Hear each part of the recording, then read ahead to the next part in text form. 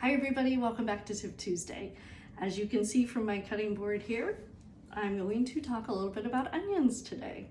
I thought we'd talk a little bit about why certain onions make you cry and what tricks you might be able to try to help at least minimize some of that tear production.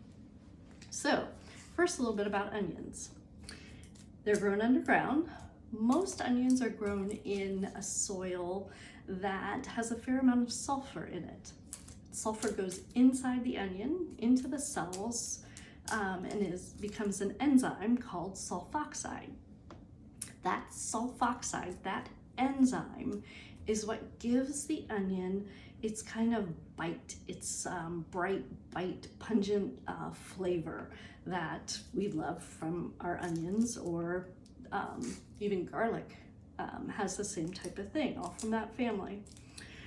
The other important thing, and the reason that apparently it is there underground, it helps keep animals at bay. It keeps them from going after and eating the crop. So, always a reason in nature.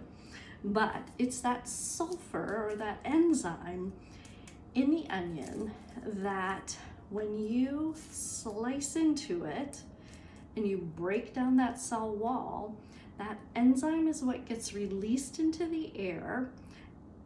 It hits the nerve endings in your nose and your eyes, and that is what causes the tear production. So it's that enzyme, and it's the good enzyme, the one that you want because you want that bite or that pungency from it. All right, so that's what causes it. Different onions have different amounts. You probably have realized a red onion, it's pretty pungent. Last summer I talked about how with a red onion, if you want it to eat it raw in your salad, slice it and put it in some water for a little while, because that gets rid of some of the sulfur and it reduces that bite. Yellow onions, pretty pungent, same thing. Sweet onions, not so much. Sweet onions are bred to be sweet, to not have as much of a bite. So there's not as much sulfur in the ground, so there's not as much of that enzyme. So you may notice when you cut open a sweet onion that you don't tear up as much as when you cut open a yellow onion. All right, now there are different reasons for using different onions in your cooking. So sometimes you may have one that's got a little bit more of that enzyme. And if so, are there any tricks that you can do to at least minimize or decrease the amount of tear production?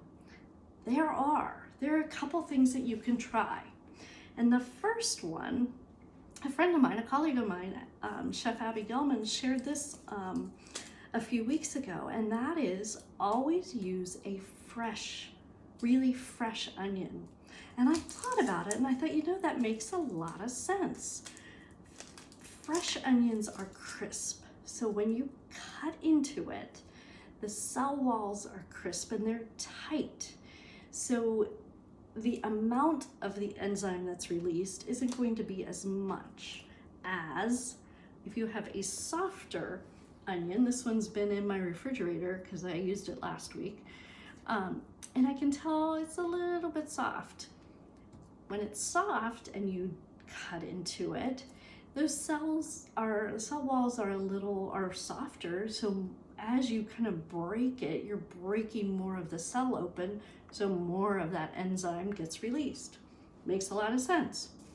So buy fresh onions, use them, and replace. Don't let them sit in your pantry for too long. You can't control how long they've been at the store, but you can control how long you keep them around. So use fresh onion. That should help a little bit. The other thing that you might want to try, especially for a red or a yellow onion like this, is pop it in the freezer for 15-20 minutes before you cut it.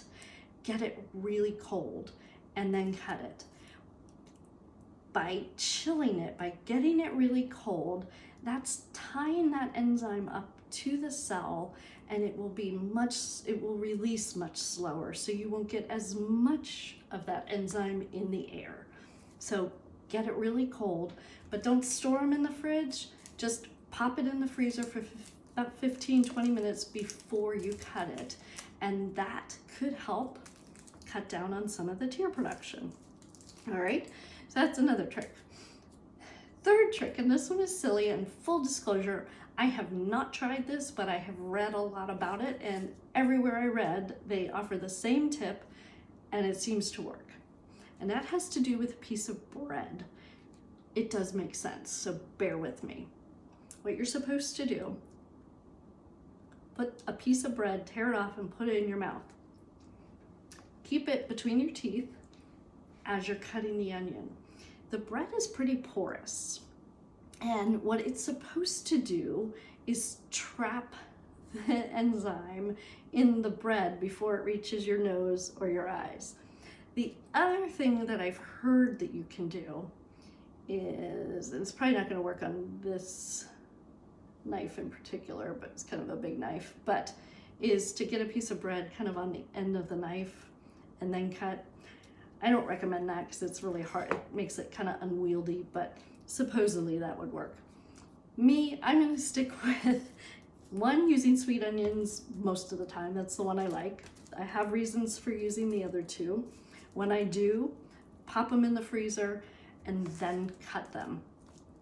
And that will help, at least it will help decrease the amount of tear production. So there you have it, my tips for Tuesday on using onions.